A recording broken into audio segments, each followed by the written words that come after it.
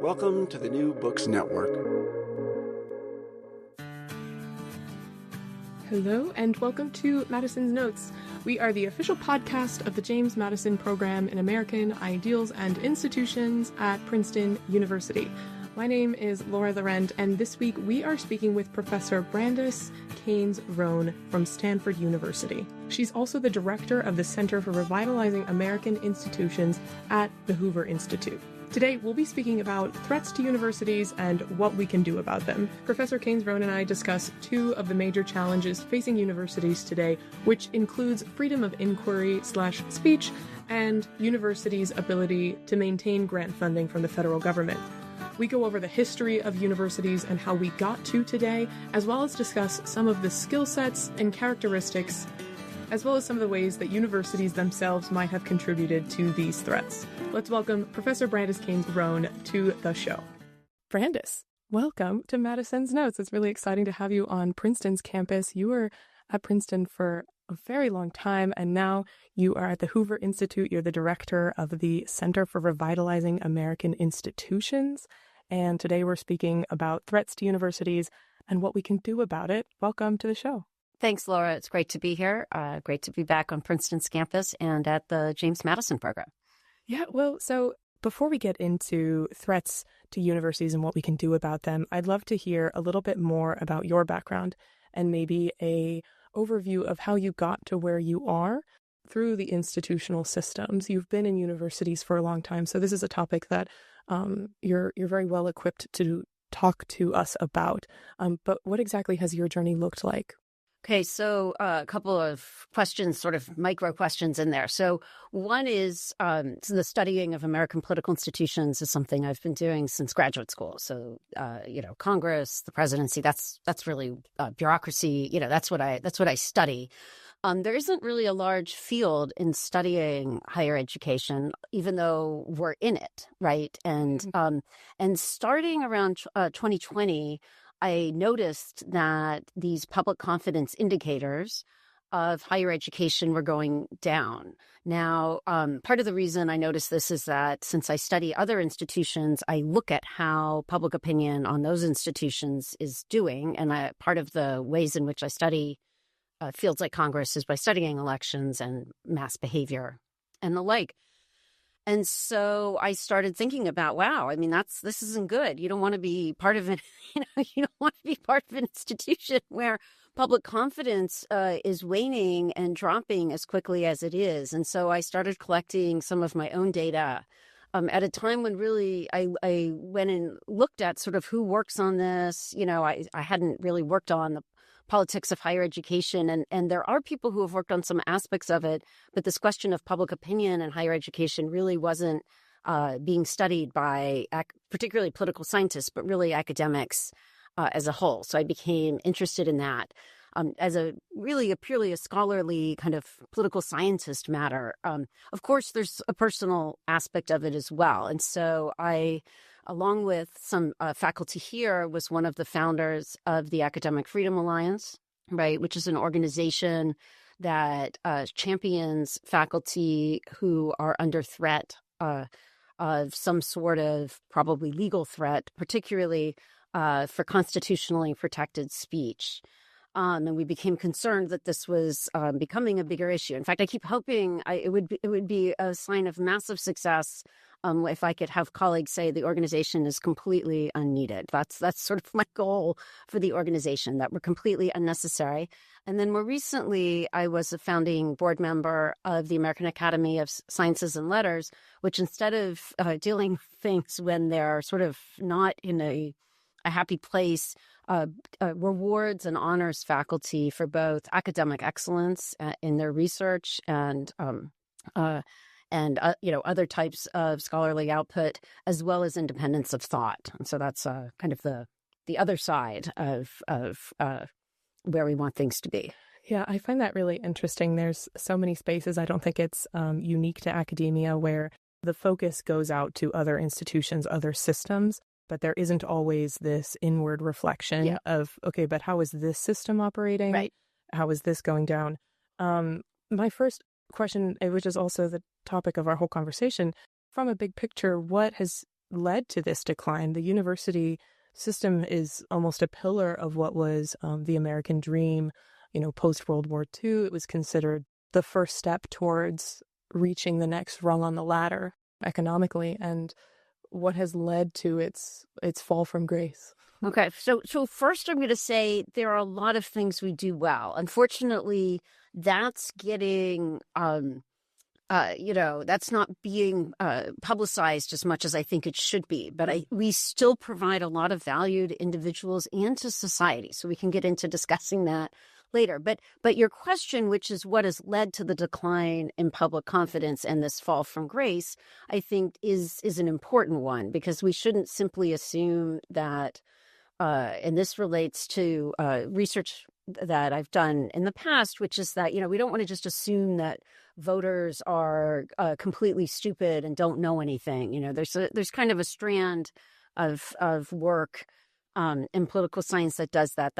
It's not that people are perfectly informed, but that we shouldn't assume that the mass public is simply wrong. And then there would be a question: why weren't they wrong in 2015 if they're now wrong? So we have to look at what's happened and what's changed. So there are several issues that when you ask people, they cite as being the issues that are a problem with higher education. And the number one issue that comes up in that is the politicization of universities. That's the top cited issue. And so we can do a deeper dive on that, but I'm going to also name the second and third. So a second is a concern that universities aren't adequately preparing their students for success in the workplace. I think actually research suggests that we still provide a good deal of value to earned income over time, and that's accounting for the cost of college. But as I said, I think we have to listen to people and at least think about both how we can publicize what we do well, and publicize that better, and as well as be open to changes and constantly reevaluating. We don't have the same requirements in academia that we had in the 1780s, right? You don't have to learn Greek and Latin, which, I believe Greek was a requirement at Princeton when it was founded. So we evolve, and it's okay to consider ways in which we evolve while still maintaining a core kind of long-term educational focus on the big questions and lifetime learning.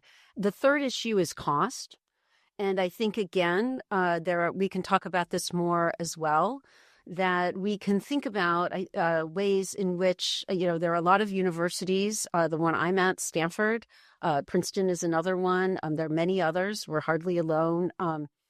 That give an enormous amount of support to students for whom it would otherwise be financially prohibited. And yet when people see the tuition price, it's a shock. And of course, the universities differ. Some universities are not able to give as much financial support. So that's going to be, solving that problem is not going to be a one-size-fits-all problem. But again, we can think about, the public's perception and what we can do about it. Mm-hmm. Yeah, as far as the politicization of the university, I'm curious, because it's a broad introduction to it, but yes. At least maybe let's start with systematically in the way that the university participates with the government and our governmental institutions.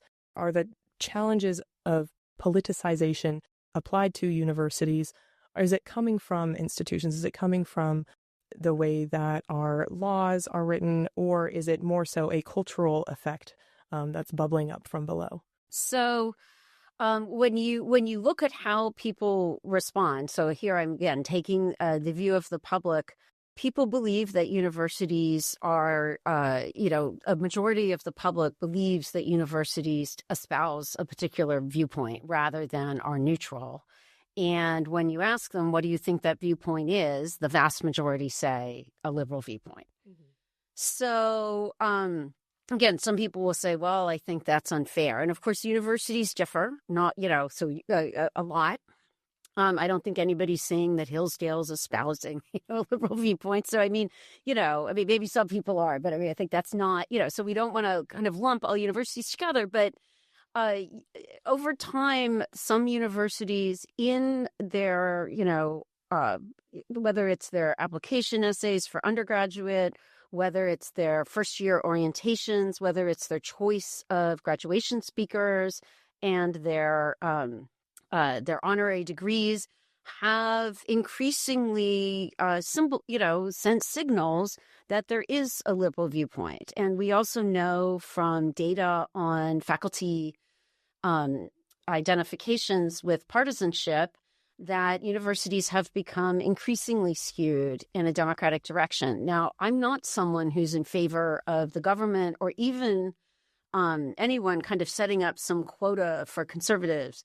But I think it's okay to, on all of the issues I've just mentioned, for universities to evaluate and say, hey, is it the case that, for every 20 honorary degrees we give, there's at most one conservative and 19 known liberals, right? That's, then when you say, oh, hey, us liberal, I mean, why do people, and if your first year orientation doesn't promote the respect of different viewpoints and gives a sense to students that only certain viewpoints are going to be respected on the campus, again, you can't be surprised that your own students, let alone the broader public, have this view of universities. And I'd say on the kind of diversity of viewpoints issue, what I actually worry about the most, sometimes both in my own field and then in other fields, which I know a little bit about, is you worry that certain questions aren't being asked, right?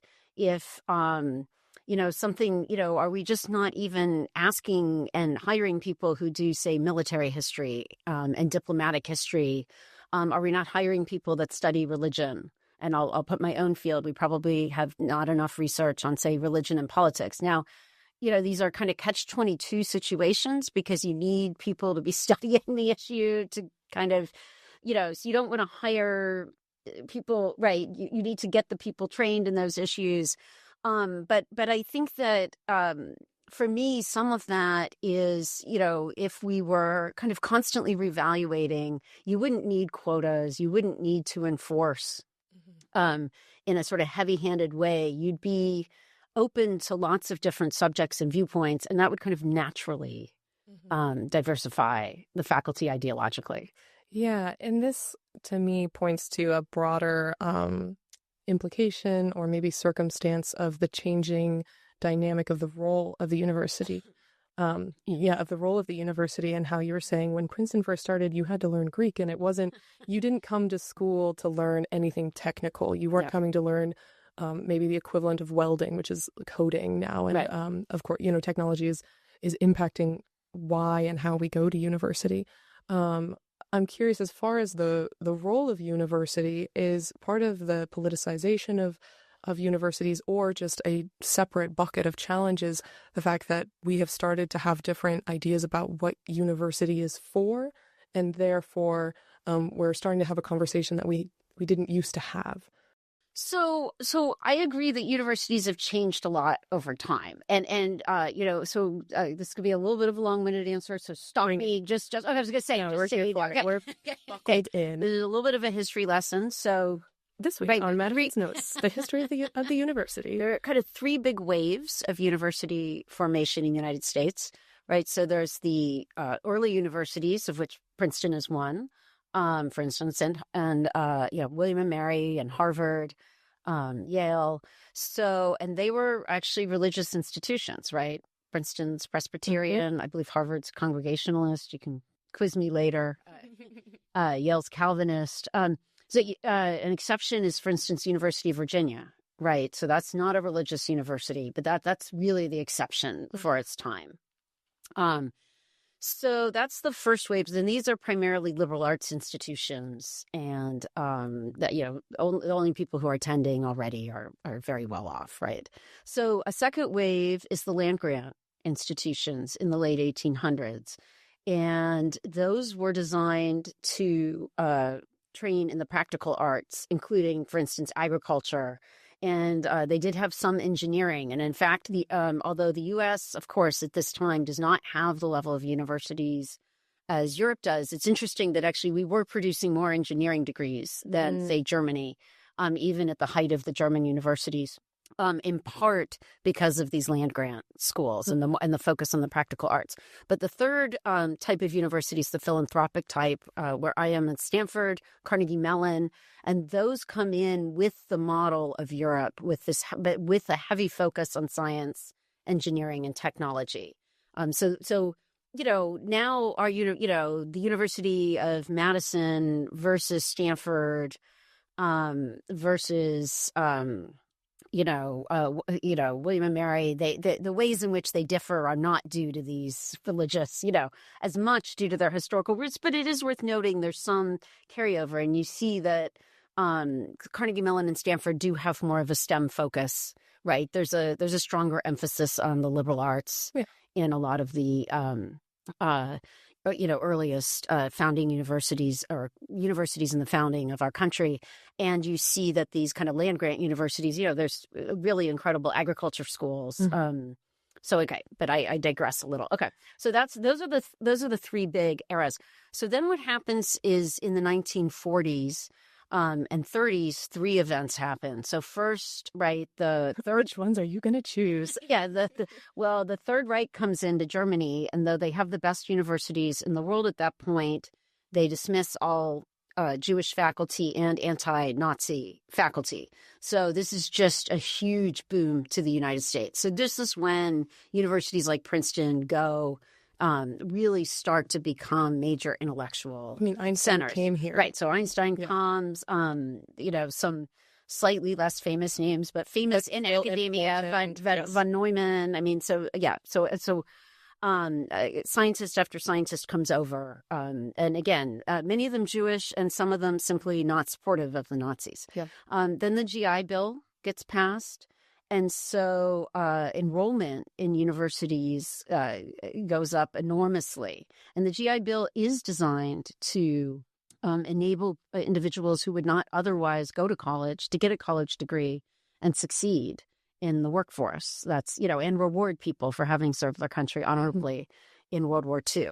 So that has a major effect on the kind of type of person who suddenly goes to university in the United States, because not only are they going to go, but more often than not, their kids are going to start going, right? And so that ushers in a whole new era of university life in the United States. And then the third thing, which is quite relevant to some of the challenges today, is the United States government decides with the Cold War and other kind of world leadership positions that it will start to fund scientific research in a major way. So there's the Vannevar Bush report, The Endless Frontier, that epitomizes this effort and argues for the United States to maintain kind of security and its supremacy as a world leader. We will need to invest heavily in the sciences, building on the Manhattan Project, for instance. And that's when the NIH and the NSF, the Atomic Energy Commission, really take off, and grant funding for universities takes off in a large way. So those three events that occur in the same decades or so, they really bring us to where we are today. That's kind of the modern. By the 1970s, there's ways in which, from at least the kind of broad perspective, that doesn't mean what's necessarily happening in campus life, right? Yeah. Lots of universities weren't, including the one here, weren't coeducational in 19, so there's a lot of changes that are coming and a lot of events on university life, but the sort of broad idea of many people go to college, right? But the government's going to invest heavily, and the United States is going to have the top scholars in the world. That's really something special, that people want to come here and be on the faculty, and they want to, and increasingly have wanted to come here to study. It's really great to get a deeper perspective of what has shaped our present understanding of universities or our present day standard. I have friends overseas who are like, oh, their idea of the American university is so iconic. Yes, and it's almost mythological. Yes, exactly. In the same way that Oxford I grew up in Podunk, Colorado on the Eastern Plains. Oxford was this equally mythic idea. So, and I think this is a great transition into understanding and chewing into what American universities like how we exceed, and that there are challenges. And I want to talk about this now because I want us to be able to keep in mind what we might stand to lose if we're unable to address the challenges facing us. Yes. So, I mentioned in response to your first question, I became interested in this question of public opinion in universities because I was seeing the dip in support. So as someone who studies politics, and again, kind of American institutions, one of the things I've done work on is sort of how does policy reflect public opinion? So we know that in lots of other areas, when public opinion for policy drops by 20 percentage points, you're not going to get as much funding in that area. So this is kind of, to me, and I think to many political scientists, pretty straightforward. Like this should not come as a big surprise. If Social Security had only 30% support, I mean, that would, we would see massive reforms to Social Security. So the lack of public confidence is to me a core issue that we as universities need to think about and address. But how do we address that? We'll get there. But first, what do we have to lose? So 8 of the 10 universities that have the kind of most Nobel Prize laureates are in the United States. When you have these kind of measures of innovation and scientific discovery, whether it's patents, whether it's articles, in the universities, U.S. universities do phenomenally well. There are a number of studies that suggest that universities promote, that these scientific discoveries at universities promote enormous economic growth. We promote a great deal of medical innovation, right? People come all over the world to get treated here because of our fantastic medical discoveries. It's not that it'll go to zero, but it is at risk. And if we kind of throw the baby out with the bathwater here.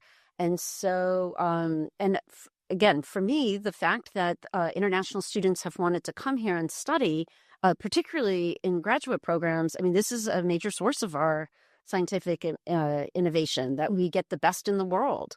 And if you talk to scientists who run labs, this is a strong concern. How can we be on the cutting edge if we don't have the top graduate students from all over the world and they're going to other universities?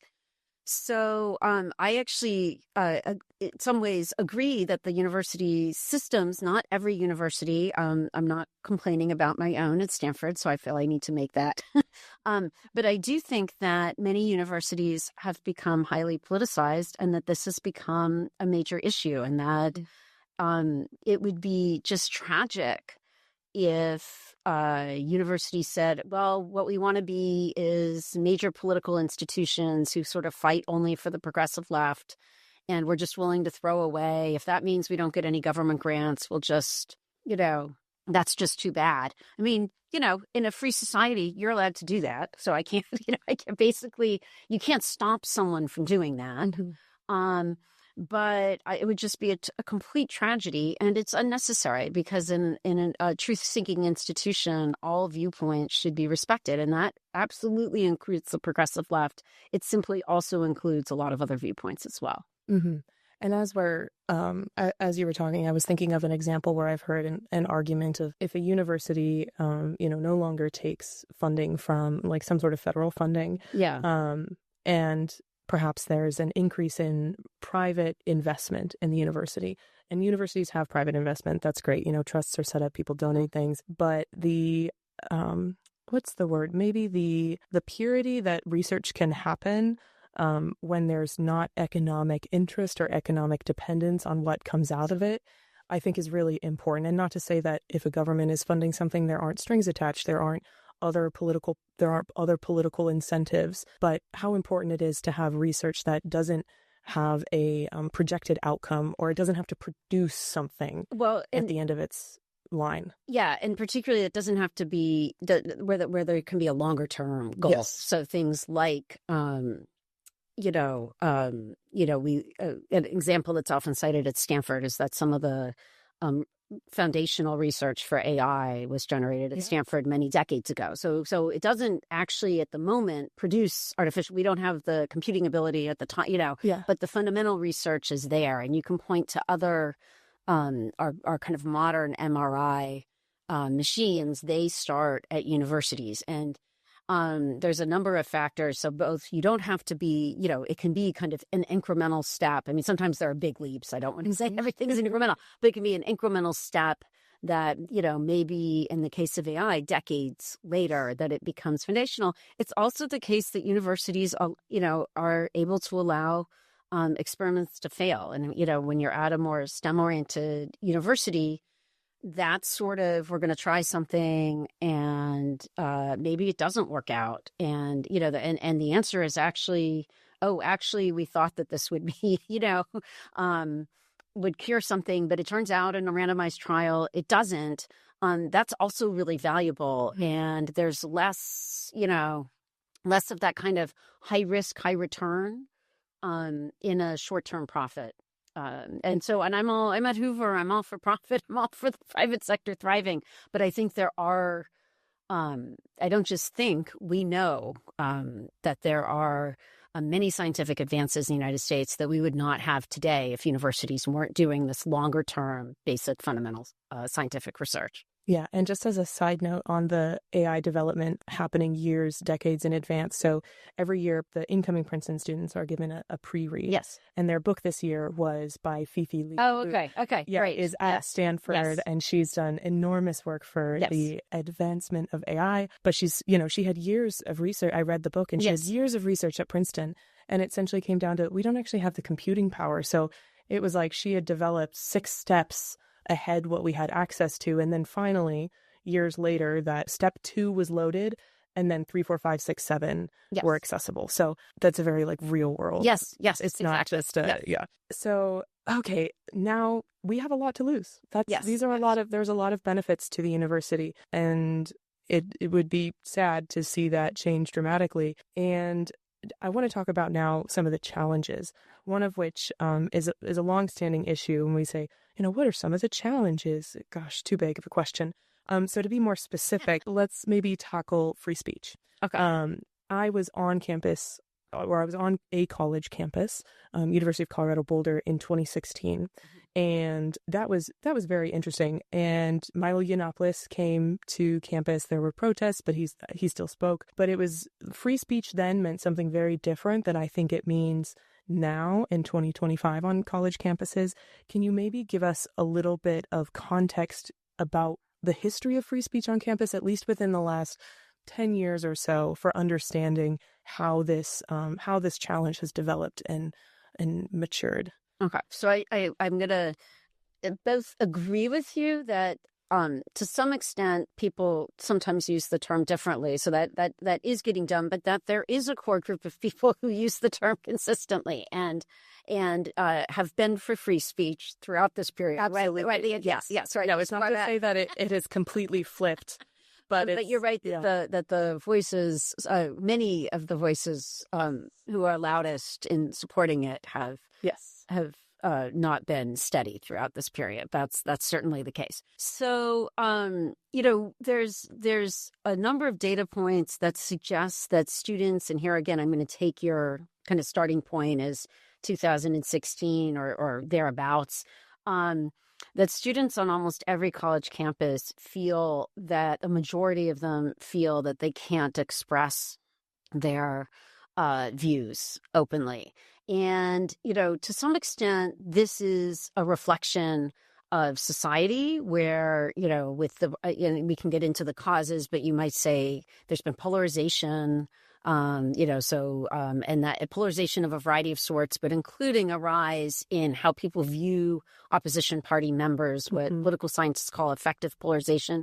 There's social media, so that people are concerned that there could be a social media sort of campaign against them, that sort of if they were misinterpreted or someone went after them, it wouldn't just be in their sort of circle of individuals on campus. It could sort of stay with them, as they, even if it was, it could be accurate, it could be inaccurate, but it would, they wouldn't be allowed to even kind of develop or change their view, for instance. So there are a variety of, we could get into the root causes, but this is certainly developed in society as a whole. The challenge for universities is that we're not just a dinner party, right? We're a truth-seeking institution. Yeah. And so if in the classroom, people believe they can't state their view on a relevant issue to the classroom, if in research, people perceive that certain topics are such that even if it were, you knew that this were an important discovery, you simply couldn't go there because the university itself has a particular politicized viewpoint. Now it's not a sort of politeness at a dinner party. Now it's an existential issue as to whether the university actually is a truth-seeking institution or not. And so universities have, in my view, and I'm sure there are some who will disagree with me, been a bit slow to address, again, I'm taking universities as a whole. Everyone can point to their own and say they've been really good at it. But I'd say as a whole, a little slow to address this issue forcefully. And I think it has to be addressed in what I'll call, there's that expression, I believe it's a British expression, soup to nuts. I guess the British end their meals with nuts. That's, I wondered what I looked up once. Why is it soup? Do I have it wrong? Is it? I would have known that if I'd gone to Oxford. Yes, there you go. Would have known. And so soup to nuts. So, I mentioned earlier, so this needs to be clear in the admissions materials and recruitment materials. This needs to be clear in first-year orientation. It needs to be clear from faculty in their classrooms. We certainly bear some of that responsibility. It needs to be clear that we expect students in the class to treat each other as if, to give everyone the benefit of the doubt, to recognize the students may take a position that may not even be their own, but for this, to try out an argument. It needs to be clear in outside the classroom as well from the staff at the university. And as I said, we can keep listing, but it needs to be a signal at graduation ceremonies, kind of, again, from soup to nuts. And some of the ways in which you get this are, to me, are fairly straightforward, which is in terms of your policies. Some of them are tougher because it's about creating a culture, and it's actually creating a culture. And this is where I think the challenge is real in a society where, as I mentioned, affective polarization and kind of views of people with opposing, political affiliations or opposing political positions, that you've tended to see them more as, quote, bad people. And so universities need to be countering this. They can't expect that society is just going to take care of the problem and it's all going to be okay. Mm-hmm. And that's where I think this is one reason when I mentioned that it's sort of the job of universities to constantly be reevaluating. We're not operating in a vacuum. We're operating in a larger social system. And we need to constantly be reevaluating how well we're achieving our goals and adapting. Mm-hmm. Harder to, I can imagine, or I remember being a student coming into school and being in courses where I was challenged with ideas I hadn't heard before. And I thought I didn't want to hear the ideas, but really I didn't have the practice. Mm-hmm. And I didn't have my personal environment, whether it was school or family or whatever, hadn't prepared me to know that I could change my mind about things. Yeah. And that there was flexibility. Yes. But, so there's like a skill learning thing. Yeah. And if you don't tell students, hey, this is a skill you're going to need, and don't worry, part of being here is having the environment to practice at this. Like, this is all just really practice. Like, yes. We're not trying to get you to arrive. It's an exercise. But then on your other point of one of the challenges being social media of, okay, in the world of practice, if there's punishment or some sort of enormous consequence that happens by virtue of trying an idea out, you can't repair it as well as you can personal relationships. If you're in a course, you say something, and as it comes out of your mouth, you're like, that sounds not what I wanted. Like, we're not doing that. You can repair that with your course mates. It's much harder if somebody's videoing it and posts it and us good luck having a future. Yeah, I mean, I have a policy in my seminars that students are not allowed to record each other. And that's, I believe, a full Stanford policy. And it's certainly one in the courses I teach. And that's exactly, I've also noted that in courses I teach, again, people are going to have different pedagogical ways of achieving these goals. But I ask students to role play.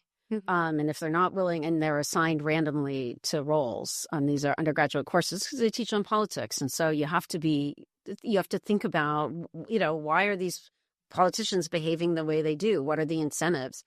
And then, they don't, in some ways it's a good thing. You don't agree with them, but now think about where it's, what are the incentives that are driving this political behavior? Even like Sun Tzu, Art of War, to like understand the enemy, and then you get to know the enemy, and you're like, it's not as enemy as I thought it was. Or here are the root.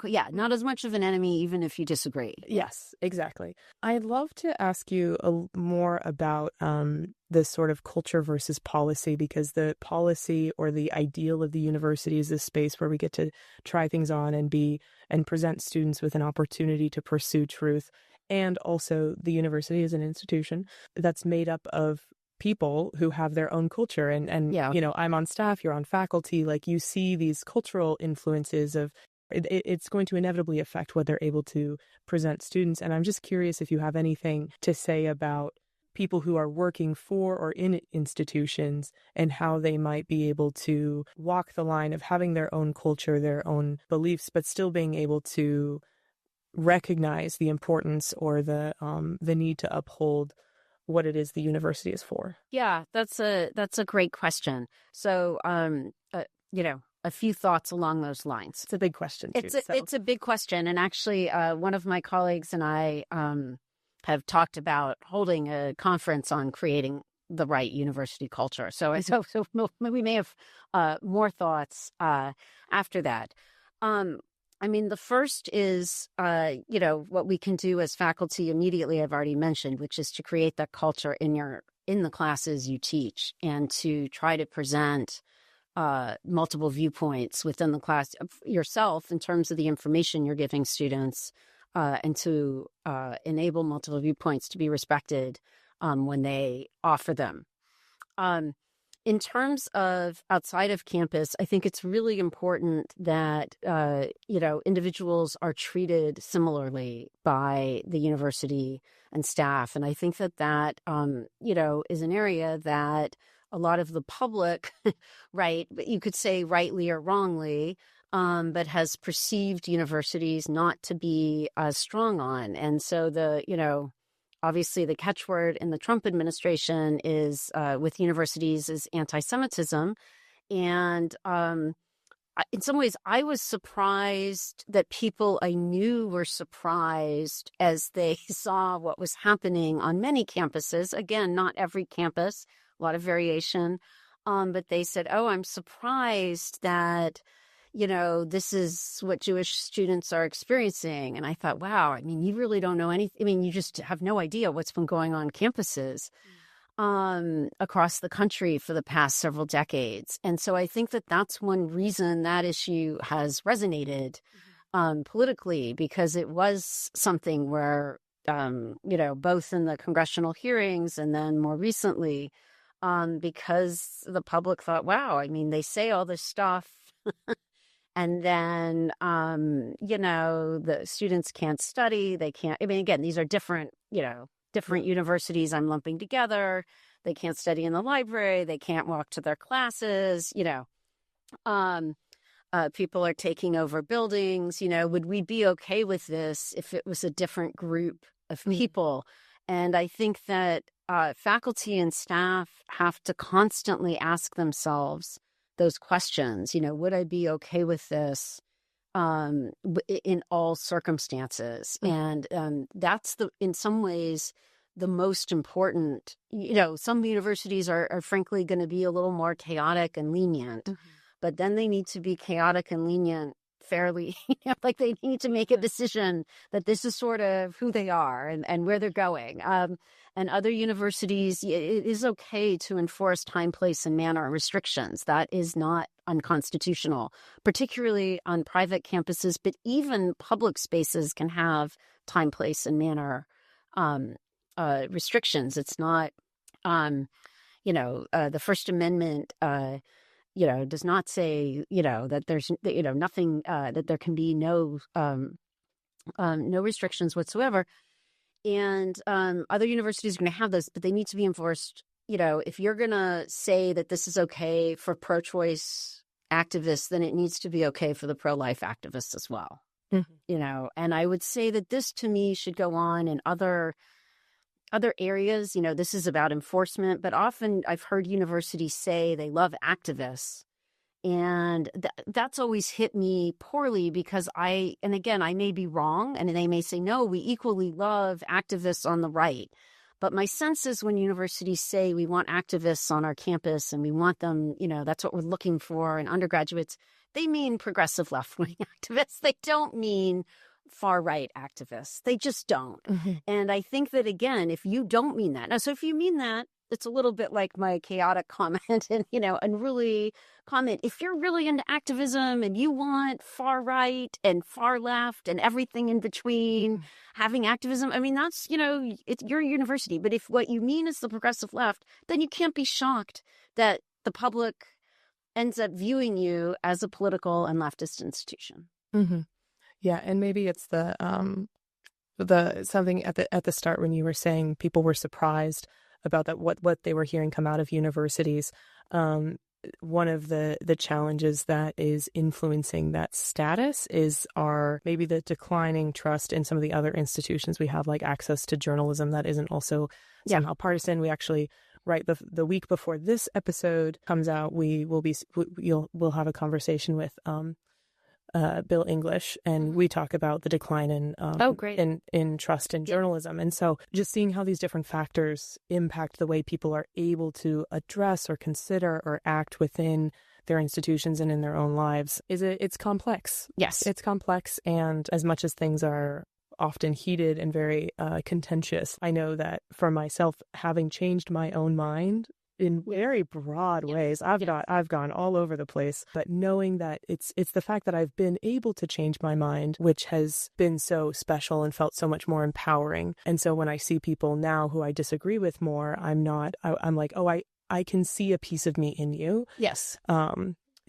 Basic empathy. It's fine. Yes. It's fine. But also to speak to the importance of the university, where it's a place where you get to learn how to change your mind. So moving on. So free speech is one for declining trust in universities. What, maybe if you were to pick one other challenge for this conversation to take on, what would be one other challenges that universities are facing? Oh, wow. Well, there's a lot of challenges. I know there's a lot, which is why I just ask, like, we could, and maybe we say, these are the 6, but we're only going to go into this one. Okay. Yeah. Okay. So I think that the government proposals to significantly reduce the grant funding to universities is major. So I mentioned the Vannevar Bush report, and this is sort of perspective, and this isn't just hitting, so Harvard gets all the headlines, if you want to say the glory, or I don't know if it's infamy or however you want to put it. Harvard gets a lot of attention, but I mean these both, so there's the grant funding that's proposed. These are leaks about what's in the budget, so let's take those with a grain of salt, but with significant reductions to NIH, which is the big funder, and then NSF, which is the second biggest government funder of university, federal funder of university research.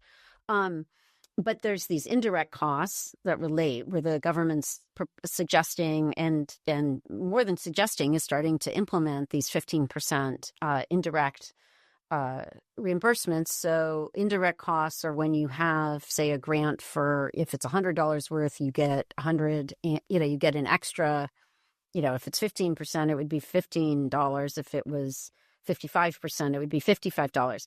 But there are a lot of things that aren't supposed to go in the direct costs. So I should just note, and so the indirect costs are supposed to account for those.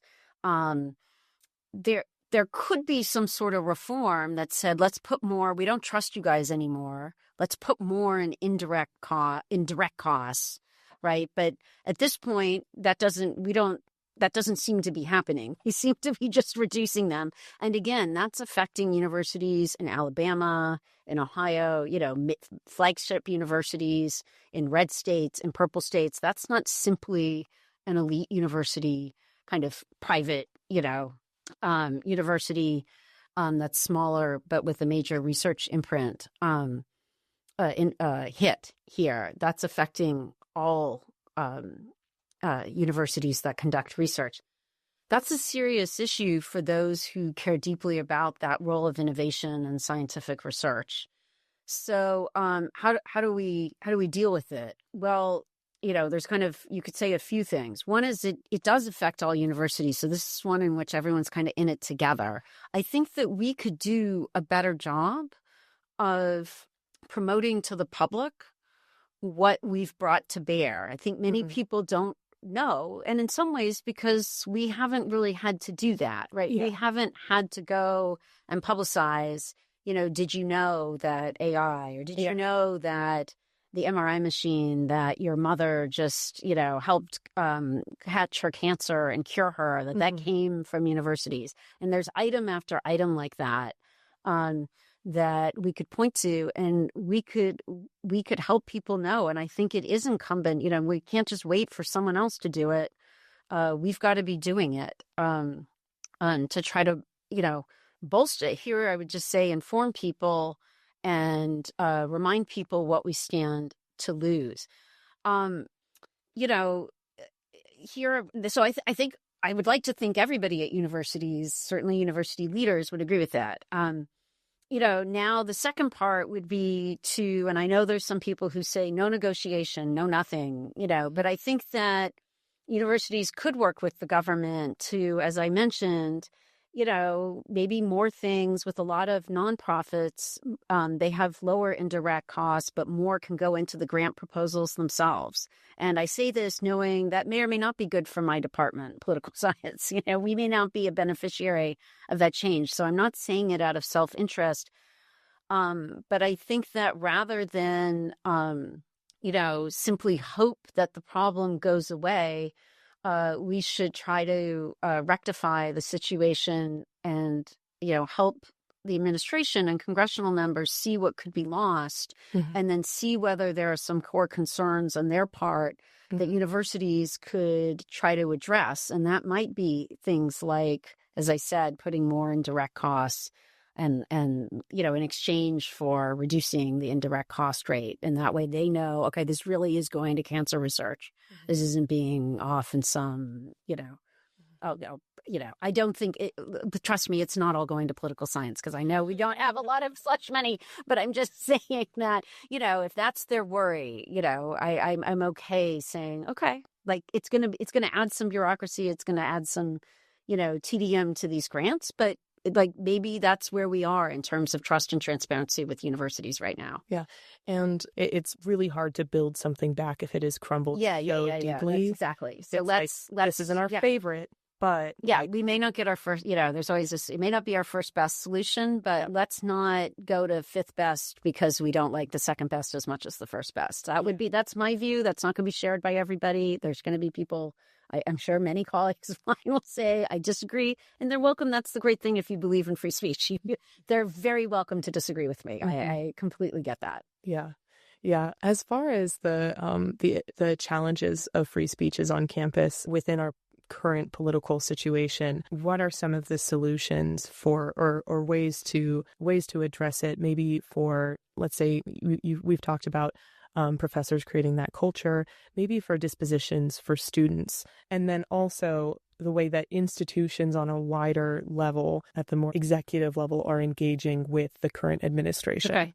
So why don't I take the second part first? Okay. So I think that one thing that university leaders can do, and is I'm a huge fan of the Calvin Report of University of Chicago, which is institutional neutrality. I know Chris Eisgruber here has sort of leaned a little in that direction and not wanted to adopt it. So I realize he disagrees. We're gonna agree to disagree. Calvin reports suggest you don't take, issues that are not core to the university, right? And I think that's an important point that people sometimes miss on political issues. So you don't take a position on what's happening in Israel or Gaza as an institution. That doesn't mean individual faculty don't take it on their own as individuals. Doesn't mean students don't take positions. It does not mean that you are not allowed to take a position on whether the indirect cost rate should fall to 15% without any movement of what can be an indirect versus direct cost. That's definitely core business. And I realize, some people, even though the original Calvin report at the University of Chicago does have this carve out for obvious reasons, some faculty say, well, it's a slippery slope. Suddenly everything's core business, right? Because you can kind of relate a lot of things to, well, we have students who care about X. But I think for me, you can't not have the carve out. You can't just not say things that are about your core business. And we're just going to have to let there be some gray areas that, I think, restraint is always better and neutrality, but you're going to need to speak out on things that are about your home, your own institution, certainly. So I think that's a key way to that's not. I understand what the administration is doing is not simply saying first of all, that should come from the universities themselves. I think it would be good for them with the American public. I think it would make us, because why do I keep focusing on the public? It's not only because I'm interested in public opinion, which I admittedly am and have researched since I was in graduate school. So that is part of it. But I care about it because, as I said earlier, if this were a fight where we had the support that Social Security has, Trump would not be going after universities. It would be a political loser. We don't want to be a political winner. We don't want to be the issue that helps Trump's, if it's, it's not about Trump himself, but we don't want to be the issue that political leaders see as, oh, great, I can go after them because they're really unpopular and that will make me more popular. And that's not, I should note, while it is right now, we see it as a Trump administration issue. There are blue states that have gone after that have started legislation on endowment tax type legislation, such as Connecticut and Massachusetts, against universities, because it's not popular with the public, even in those states, for universities, in their mind, to have so much money and for the state to need money for these other issues. Yeah. So, there are issues, they're kind of red state and kind of red politics issue, but there are also blue state and blue politics issues that universities face as well, particularly on the blue kind of state and revenue issues on the revenue side, right? So, and the Democrats didn't undo the endowment tax that was put in under the first Trump administration, right? They could have under Biden and a Democratic Congress, and they didn't. And there wasn't, as far as I could tell, a big movement to do that because it's revenue to spend on other things, and we're not that popular. So I just note, I think that the institutional neutrality and related policies would help us on the public opinion and then indirectly help us with the administration.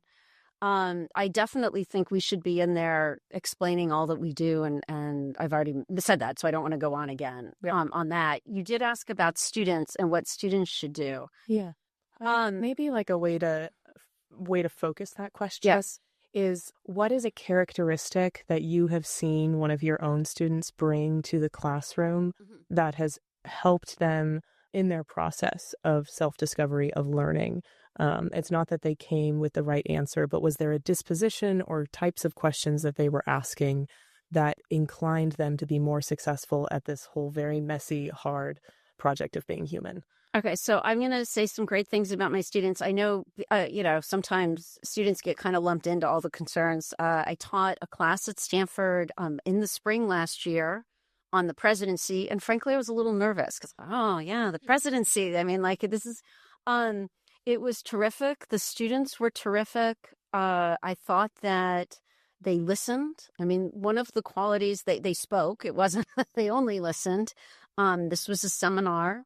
They gladly took on different roles, in these sort of different debate exercises where you had to take different positions. They engaged with the material.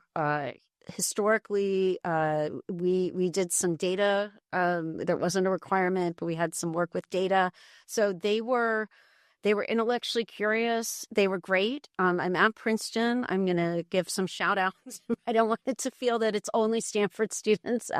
Princeton students, excellent too. So I thought one thing that struck me at Princeton is both a positive thing about these students, but I will say it was something that struck me when they said it, and it stuck with me. So I started a program at Princeton that was for students who were interested in potentially doing a PhD in political science. And that those students could come to the seminars that faculty gave. This is great. Obviously, from our standpoint, the type of students who are interested are obviously very intellectually, engaged group of students and who want to come to academic seminars and they're 1 day a week in their lunchtime. Very, so again, terrific students, enjoyed every single one of them a great deal. Several of them said, this was so terrific. It was great to see how you all disagree with each other and really challenge each other. And what hit me was, wow, it definitely gave the impression that they're not seeing a lot of that, right? Because in academic talks, people, right, your goal is to really, in a research talk, make sure that there are no holes. In some ways, you're not doing the presenter, if it's a working paper, a favor, but if you're pretending something's good, if they haven't explained it well, and you're sort of pushing them. So these can be pretty harsh talks. And the consistent response of students in this program was they just loved seeing that and how people didn't get worked up. It did make me a little sad, honestly, because my sense was they're not seeing a lot of this sort of behavior of critique and debate. And in large lecture classes, that's not really the design of the class. So again, I don't want to overdive into it, but I both thought it was a great quality that the students thought that, understood that this was an important part of intellectual life, that you can challenge each other and it can be that the person asking the question can be wrong, right? Or it could be that they're right and the researcher adapts the research. But I think it's not just a research quality. This is a great quality, in the classroom as well. You're giving a lecture this evening on the same subject, but your slides include lots of data and numbers. And this was a more conversational accessibility point for this conversation. But if our listeners want more information, more data in a more sort of laid out punch by punch way, they'll be able to find your lecture on our YouTube channel. So Professor Canes-Wrone, thank you so much for coming on today's episode. Thanks so much, Laura. Thank you. Great to be here. Thank you for tuning in on today's episode of Madison's Notes with Professor Brandice Canes-Wrone. If you want more content like this, make sure to follow us on your favorite listening platform, and you can find us on social media under the James Madison Program. Madison's Notes is researched, hosted, produced, edited, and engineered by me, Laura Laurent. So if you have comments or ideas for future guests or episodes, feel free to reach out to me through the James Madison Program social media. Thanks for tuning in, and I'll see you next week on Madison's Notes.